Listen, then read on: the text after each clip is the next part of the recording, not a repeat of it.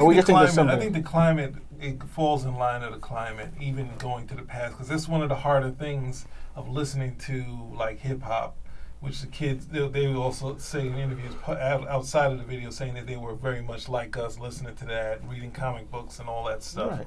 And the fact that the stuff that people talk about in the music, like illegal search, this sort of stuff, police brutality, is still stuff we're dealing with today. Yeah. And still stuff that's within this movie, which is like a time capsule, like it's done in such a way, it's a time capsule of '89 and to the present. And we're just looking at it. And it's, the reaction to the video is weird because it's great that it's very visceral. So many people of color in general, New York City, are looking at this and being like, how could this happen in our time? And then you have a reaction from which you have CNN, you have the Daily News, all fighting against this and trying to tear down what could be like taking the awards and just getting the word out for more people to watch. And we need more people to watch this. And even if you want to, you're saying if you don't want any sort of fiction, you have the documentary to go to. Yeah. There's tons of interviews with them because they're, especially Yusef and that's, I want to go to the confession because they keep talking about in the reports, they say Yusef's is an oral confession because he didn't sign it. So No. I keep bringing his confession as an oral confession, and that somehow stays in court. That's the crazy part of Well, it. see, and again, these are guys who have they got made on this case. Okay, the prosecutors, the detectives, everybody, based on the convictions, they got made on this case. And it's unfortunate, because I don't remember if I spoke with both of you, but I know I spoke with Petey about this. You have Mateus Reyes. He doesn't speak to me. You have Mateus Reyes. This guy is a murderer and a rapist, okay? A self-admitted murderer and rapist. He raped a woman, poked her eyes out, and murdered her while her daughter was in the next room, okay? And this guy looks at Corey Wise and says, no, he's in here for a crime that I committed, confesses several times. So he's a born again. Confesses several times at the end of the day to do this. And you're saying, so this guy who's a murderer and a rapist has stronger character than these people over here who can't come and say, hey, look, we got it wrong? They can't admit a mistake whatsoever. They can't admit that, they were mistaken because they made their case on it? If they make a mistake, what happens then, it changes everything. Then you have to go back and look at the case. You have to look at the prosecutor. You have to look at what they've been doing. Because it opens up a kind of worms. So for the state, it makes more sense to just say, that's why they let him go. But they didn't want to admit culpability. That's why they didn't want to pay him. Because if they did, then if they admit culpability, then they have to say, hey, let's look at all the cases these guys were wrong. How many other people have been railroaded?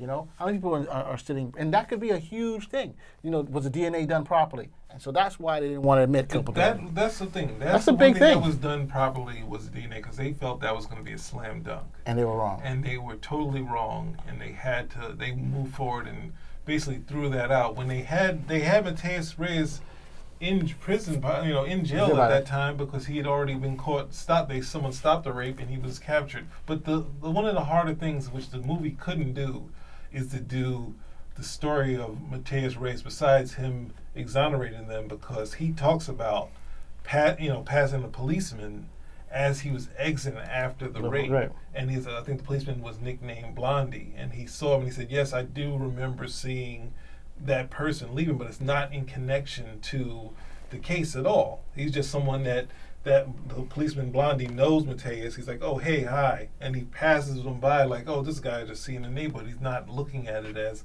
I'm rounding. Because this other thing is at the other side of the park, not connected to where the kids come in. So and they're like every black boy from the ages of what? 14 to 20 or 25, was it? Yeah, it was a sweep. I mean, that's ridiculous. You just say, we look at the news now sometimes, and once in a while you'll see, a black man, he's like anywhere from 5'8" to 6'2", anywhere from 18 to 45. You're like, what the hell? Just get us all. You know what I'm trying to say? It's ridiculous. Just round them all up. That's ridiculous. You never hear, a white man, 18 to 45, 5'8" to 6'3". You don't hear that crap. That's nuts. Yeah. You're just getting an entire population. And this is the most ridiculous thing that we've ever heard of. we got to get into Linda. We'll get into Linda first. So I think the next part is pretty big. Is that what happened to them in jail? You know what I'm trying to say? And I think that's also a travesty. We needed the movie to do this because we don't have a ton of footage. We don't have any footage of them in prison Right. that we can show. But the abuses that they suffered in prison is ridiculous. And this is probably a problem where you have the United States, and this in general, that just because you're convicted of a crime doesn't necessarily mean you're guilty of the crime that you're convicted for. And the punishment you're serving, you're supposed to serve time. But do you have to get beat? Do you have to get raped? Do you have to be disciplined? Do you have to be denied rights? You know, it's one thing if you're a person who's just uncooperative and you're doing all kinds of crazy stuff, but you know, theoretically, you hope that the state doesn't allow these things, and the state does. As far as they're concerned, you're just in there to suffer whatever you Well, have to do. that's, again, the penal system was not supposed to be, the penal system was never created to be rehabilitative. It was created to be punitive. Okay, you were being punished, and then anything that happened to you there was supposed to be an enforcement of that punishment.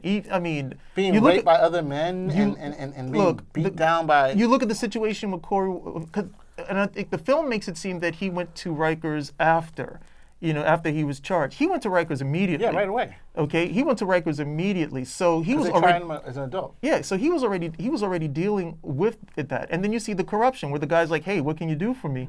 And he's like, "I don't know what you're talking about." And then after that happened, he's like, "Okay, I got to give this guy, candy or whatever I can to keep these guys off my back." He tells him, "No, you got to go to solitary," and then that's how he's able to protect himself. And to be honest, Corey's wisest story is the one that we really get. The other guys we know that they went to prison and they came out, and we see some stuff that they do outside. But because he spent the most amount of time, and because I believe from what they're all saying, they all say this, he had the roughest bid of The guy all who of shouldn't them. even have been there. The guy who just came to help his friend. Yeah, and what was it? I mean, I don't want to make it sound like I'm analyzing literature, but because he was, Corey Wise has to be like an incredibly strong, incredibly tough guy, because he could have gotten out if he was willing to say, "Look, I did it," and he was like, "No, I'm not going to admit this." And he transferred to another prison. According to the docudrama, they set up some welcoming party for him. He almost loses his life. And you would think even after that he would just say, "Look, yeah, just get me out, whatever." He's not going to admit it. He says he's just going to do the full time. If he doesn't do that time, he doesn't meet Mateus Reyes in the future. Without that, there is no full exoneration of them for any of them. And this is the guy who had nothing. He was nowhere. If these guys were on the other side of the park, he wasn't even there anywhere near it at the end of the day. But because of the resiliency, and I have to say, just excellent character on his part. The actor was pretty good. All the Just actors were excellent pretty good. character on his part. He was able, because of his suffering. It's almost messianic. Because of his suffering, he's able to achieve that stuff. That stuff for his fellows as it happened. That part I thought was done excellently. I mean, literally, I'm watching the ending of it. I was like, "Is anybody else around?" I'm gonna have to close the door. Yeah, I'm who gonna have to doesn't watch have this. kids? I'm gonna have to watch this by myself. You agree with that too, PD? What? Are you saying about Corey? Yeah, no, I think that it's good that they spent the amount of time that they did on it, and the fact of seeing that someone who was a kid and these laws that decided that 16 and we're dealing with people that could be or these just criminal element, we want to stop them earlier. And this is just throwing a child into a prison system where these guys it breeds criminals, and he still didn't change from that. He survived this. The thing is, this is a survival story. It is. And to survive something and then not to learn the ways, you learn how to become a criminal in there, and then when he runs into Mateus Reyes the second time and showing the story, it's not of, "Hey, we're gonna fight again." He's like, we both in here forever. Let's move on. And the understatement in the documentary, because they don't really he doesn't go into what happens to him in prison. We don't see that into the docudrama, but in the documentary, the understatement on him, he's like, "Wow, when he found that he was free, he was like, all of the fighting and being jumped on and the stabbing, that was all that you got from it." So if you listen to that, honestly, you listen to that, it sounds like, okay, he obviously had to, do some stuff, probably went through some stuff, but he's here now. Then you go over and say, no, this guy, Suffered. Really, really suffered. Even if you want to say, okay, well, he was in solitary, so you're in solitary confinement. That is not something that you have to be an incredibly strong individual especially since the idea of that's what they like. A lot of times when you see it, yes, you see them going crazy, but the idea of showing the vent and saying that you're going in there in summers in New York and you're in a it's a sweat box. Yeah. where you could die just because of that. Not even being the fact that them showing him not even being conscious enough at times to eat or to be injured, like to be not go to the nursing. Not to go to the infirmary, and then he's in there like healing just sleeping away the pain. And that's one of the things of power where it's like you can complain about a docudrama saying what's real, what's not. It's like what he experiences, what he told the people there, and there's no reason to disbelieve any of that stuff. Anything when you're talking about, we didn't do this, stuff like that, you get too much craziness in saying this is the stories of these 5 individuals that were very strong, that survived this, and decided not to, do what you were saying before about trying to plead out or saying, or going to the parole board and say, I feel sorry for what happened. I would never do that again, and which would let them out and would give the New York City saying, see, like he finally, truly, he But that's what they confessed kept on saying. They stuck to it, and that's what was shown in the movie. And we got to hear their story from their point of view. So before we go on to Fairstein, which I want to touch. What do you think about DuVernay's take on this whole thing? I thought that, her choice to focus on the stories of the boys and their families was just excellent. Yes. This focus, the Corey Wise issue, like you keep saying, it's like the very fact that she focused on him. I didn't even think that she was going to be the one she focused on. I thought it was going to be someone like, Yusuf's mother who was out there pounding the street and stuff. But the very fact that, Corey, the one who's most unassuming, I thought it was the one she focused on. His story just shines like a beacon. Like how these boys were failed. They were failed by the system. They were failed before they went to court. They were failed by the policemen. They were failed by the courts. They were failed by the correction officers. It was just I want to just add in, because the Daily News and a lot of other people have attacked the storytelling of this.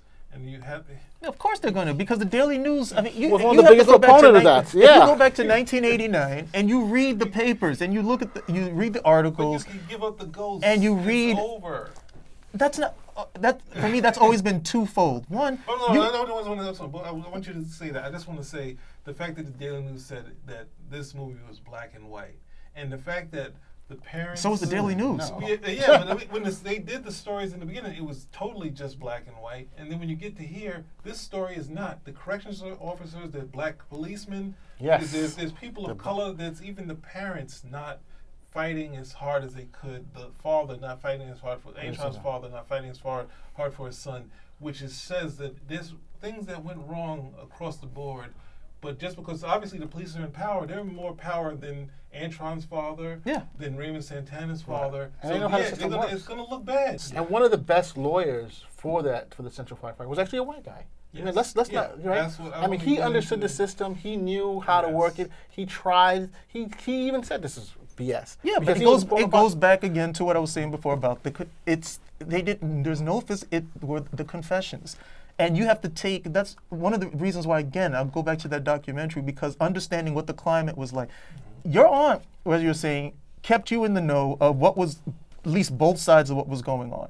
If you were someone who was just getting it from the paper or the Daily News, which a lot of people would have got their news from, cheap paper, okay, or free paper in certain cases, and you're just getting your articles from that, and you're just seeing like pictures of boys who look surly, pictures of boys who look like they could give a damn about anybody else, it becomes very difficult for you to think of anything other than these boys committing this particular But act. it's like if you got to look at it like this, it's like, and this is everything. Everything has a narrative, a point of view. No news is not biased. And the question is just how biased are they?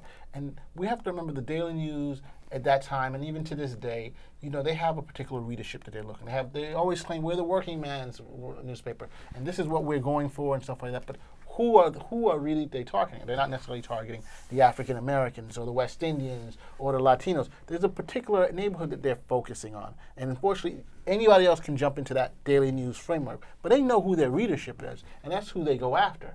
And so when this thing happened, they framed that according to that readership.